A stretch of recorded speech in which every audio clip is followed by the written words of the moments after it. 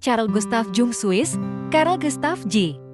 Carl Gustav Jung 26 Juli tahun 1875 6 Juni tahun 1961 adalah seorang psikolog yang berasal dari Swiss dan seseorang yang merintis dan mengembangkan konsep psikologi analitik atau psikoanalisis. Pendekatan Jung terhadap psikologi yang khas dan membawa pengaruh yang luas di bidang tersebut terjadi karena konstruksi konsep pemahamannya tentang psih atau kepribadian melalui eksplorasi ke dalam konteks mimpi, seni, mitologi, agama, serta filsafat.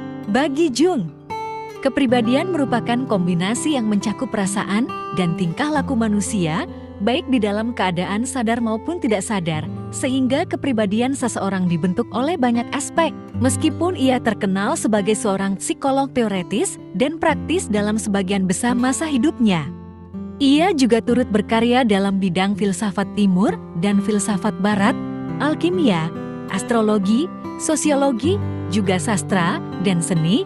Jung juga menekankan pentingnya keseimbangan dan harmoni. Eksplorasinya ke dalam bidang-bidang tersebut semakin menguatkan pemahamannya bahwa manusia modern yang terlalu banyak mengandalkan sains dan logika perlu terintegrasi dan apresiatif terhadap dunia bawah sadar karena mereka tidak butuh pengembangan logika tetapi juga spiritualitas. Latar belakang: Carl Gustav Jung adalah anak laki-laki tunggal dari Paul Jung. Ayah Jung adalah seorang pendeta gereja Protestan yang melayani di sebuah pedesaan di kota kelahiran Jung. Ibunya bernama Emily Pressworth Jung. Keluarganya termasuk kelas menengah ke atas dan berpendidikan. Oleh karena itu, Jung memiliki pemikiran yang eksentrik berkat pengetahuan yang juga dibagikan oleh anggota keluarganya.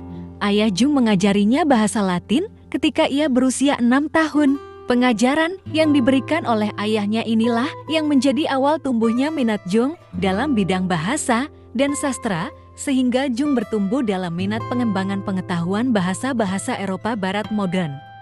Ia pun tercatat dapat membaca dan menerjemahkan beberapa bahasa kuno, termasuk Sanskerta. Di samping itu, Jung juga menerima warisan ajaran agama yang baik dari ayahnya, sehingga kemudian Jung memiliki minat besar terhadap masalah keagamaan. Inilah yang mempengaruhi konsep psikologinya Kristus dan psikologi tentang Protestan dan Katolik. Penelitian ilmiah Jung di bidang psikologi berawal setelah ia mengundurkan diri sebagai dosen di Fakultas Kedokteran di Universitas Basel dan mulai surat menyurat dengan Sigmund Freud sekitar tahun 1900-an. Pada tahun 1907, ia berjumpa langsung dengan Freud di Wina. Perjumpaan itu menginspirasi Jung untuk berkarir dalam bidang psikologi. Kekagumannya dengan Freud, baik pemikiran dan cara bertemannya, membuat Jung kemudian membangun dan mengordinasi perkumpulan Freud di Zurich, karena Freud akan menjadi panutan untuk para pegiat psikologi muda lainnya pada tahun yang bersamaan. Oleh karena kualitas diri Jung, maka ia kemudian dipercaya untuk mengordinasi Kongres Psikologi Internasional tahun 1908 dan berhasil melaksanakannya, sehingga 3 tahun kemudian Jung terpilih sebagai Ketua Persatuan Psikologi Internasional EPS untuk yang pertama kalinya. Ada sebuah masa yang sangat penting bagi Jung karena mempengaruhinya dalam membangun teori-teori psikologi yang relevan pada zaman itu, yakni Perang Dunia I. Di masa ini, Jung sadar bahwa pengaruh agama dan ritual dalam kehidupan individu sangatlah penting guna merendam situasi dan kondisi yang ada. Masa ini menjadi titik balik baginya untuk kembali menggumuli penelitian terdahulunya. Setelah peristiwa itu usai, Jung melakukan perjalanan ke beberapa belahan dunia yang dihuni suku-suku primitif di Amerika dan India. Dia mulai menarik diri dari kehidupan publik setelah istrinya meninggal tahun 1955, setelahnya, Cheo Jung pun meninggal pada tanggal 6 Juni tahun 1961 di Zurich. Kiprah dalam ilmu psikologi, perubahan fokus Jung yang mendalami dunia psikologi diinspirasi oleh penyelidikan Freud. Temuannya mengkonfirmasi banyak ide Freud dan untuk jangka waktu 5 tahun antara tahun 1907 dan tahun 1912, Ia adalah kolaborator Erhard Freud. Dia memegang posisi penting dalam gerakan psikoanalisis dan secara luas dianggap sebagai penerus yang paling mungkin bagi perkembangan psikoanalisis. Tapi ini bukan hasil dari hubungan mereka. Sebagian karena alasan temperamental dan sebagian karena perbedaan sudut pandang, kolaborasi yang utuh. Pada tahap ini, Jung berbeda dengan Freud sebagian besar atas desakan yang terakhir pada basis kajian seksual neurosis. Ketidaksepakatan serius terjadi pada tahun 1912 yang ditandai dengan terbitnya karya Jung berjudul Wandlungen und Symbole der Libido, Psikologi Ketidaksadaran. 1916 yang bertentangan dengan banyak ide Freud. Meskipun Jung telah terpilih sebagai Presiden International Psychoanalytic Society pada tahun 1911, ia mengundurkan diri daripada tahun 1914. Konsep terkemuka Jung yang melampaui Freud adalah pembedaan dua kelas orang menurut sikapnya, ekstraversi outward looking dan introversi inward looking. Kemudian, dia membedakan 4 fungsi pengetahuan pikiran, perasaan, sensasi, dan intuisi yang dominan dalam diri setiap individu.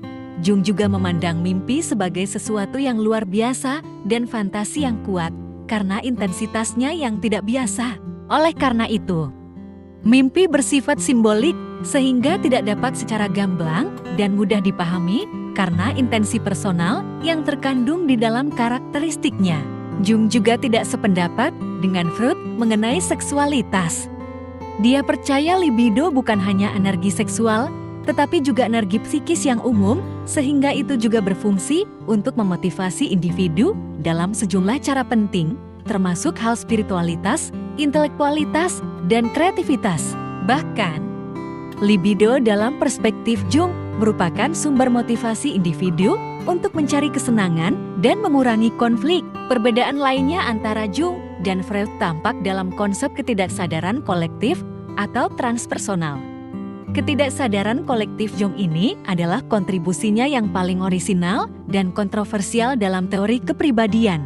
Kontribusinya ini menyoal tingkat ketidaksadaran yang juga dimiliki manusia lainnya yang terdiri dari ingatan laten dari masa lalu leluhur dan proses evolusi.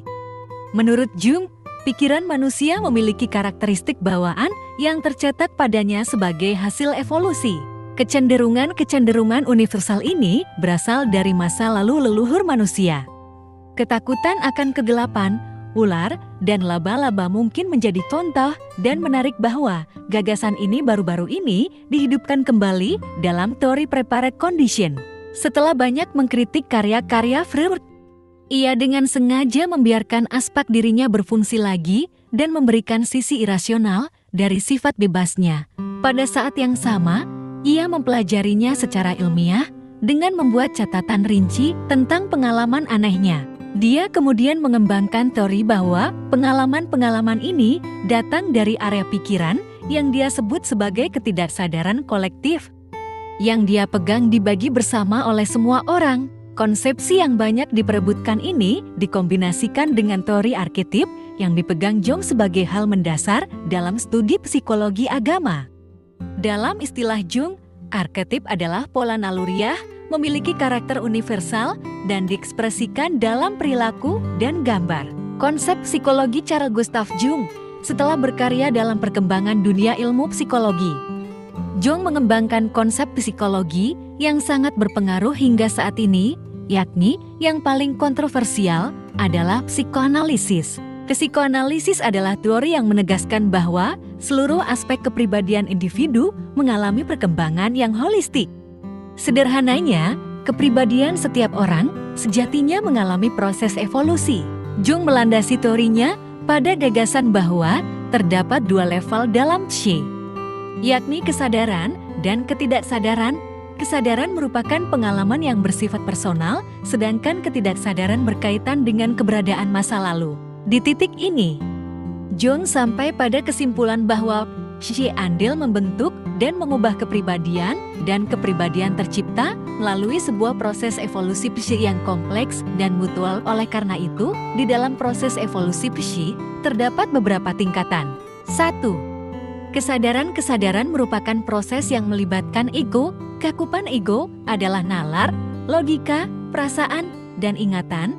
Ego adalah kesadaran individu atas diri sendiri, dan ego mengontrol normalitas harian individu. Ego bekerja dalam cara-cara yang terukur dalam kesadaran yang terwujud melalui ekses rangsangan.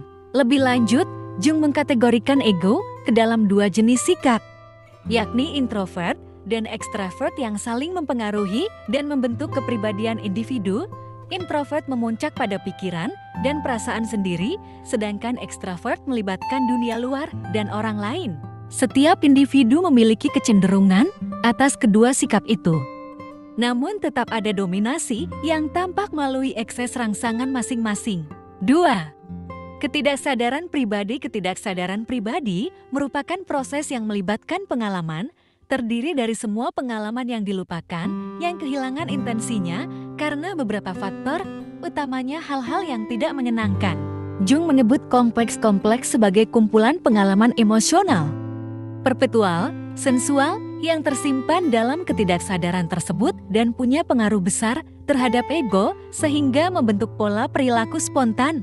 3. Ketidaksadaran kolektif. Ketidaksadaran kolektif merupakan kebalikan dari ketidaksadaran pribadi yang penekanannya ada pada pengalaman individual.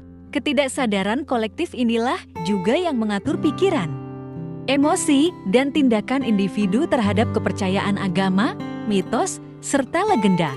Di dalam ketidaksadaran kolektif juga terdapat persona, shadow, anima, dan animus, dan self yang merupakan arketip yang membentuk pola perilaku individu di tengah masyarakat. Persona bagi Jung. Persona adalah topeng yang dipakai individu sebagai mekanisme pertahanan diri terhadap tuntutan-tuntutan keseharian ketika berhubungan dengan orang lain. Topeng ini meliputi banyak sekali peran yang digunakan dalam kegiatan-kegiatan rutin. Shadow. Jung mengartikan shadow sebagai bagian terdalam dan tergelap manusia. Shadow mencerminkan insting hewani yang diwariskan oleh moyang pramanusia. Oleh karena itu, shadow keluar dalam pola perilaku yang bermacam-macam, seperti perasaan ingin merusak diri sendiri, keinginan untuk menghancurkan orang lain atau alam. Akan tetapi, terdapat juga sisi positifnya, seperti pengampunan terhadap masalah yang ekstraordinari. Anima dan animus. Jung menilai baik pria dan perempuan memiliki komponen seksual yang berlawanan. Tanpa disadari, setiap pria memiliki segi feminim, seperti halnya setiap perempuan memiliki kualitas maskulin. Penilaian ini muncul karena terdapat variasi hormon di antara keduanya. Itulah anima, yakni komponen feminis pada pria yang dihasilkan oleh pengalaman-pengalaman yang dimiliki pria terhadap perempuan. Juga animus, yakni komponen maskulin perempuan yang dihasilkan lewat pengalaman-pengalaman bersama pria. Self. Jung menandai self sebagai cerminan perjuangan manusia ke arah kesatuan. Self dikonsepkan sebagai energi yang memiliki kemampuan untuk merealisasikan, atau yang disebut Jung sebagai jalan individuasi. Individuasi merupakan proses di mana seseorang menjadi dirinya sendiri yang unik. Oleh karena itu, self adalah titik nadir kepribadian yang mempersatukan dan menyeimbangkan ketiga arketip lainnya. Karya ilmiah. Berikut ini adalah karya ilmiah Jung berupa 12 buku yang diwariskan guna pengembangan teori dan praktik psikoanalisis dalam ilmu psikologi. 12 buku ini adalah yang familiar ketika berbicara tentang konsep dasar psikologinya. Daftarnya adalah sebagai berikut. Tabel daftar buku karya Carl Gustav Jung. Tahun terbit judul buku 11.912, Psychology of the Unconscious 21.921, Psychological Tepes 31.933, Modern Man in Search of a Soul 41.938, Psychology and Religion, West Annex 51.951, Ion Researches into the Phenomenology of the Self 61.952, Symbols of Transformation 71.952, Synchronicity and a Causal Connecting Principle 81.954, Answer to Job 91.955 Mysterium Conjunctionis, an inquiry into the separation and synthesis of distinct opposites in alchemy 101.957 Animus, and Anima 111.961 Memories. Dreams, Reflection 121963 Analytical Psychology, Its Theory and Practice.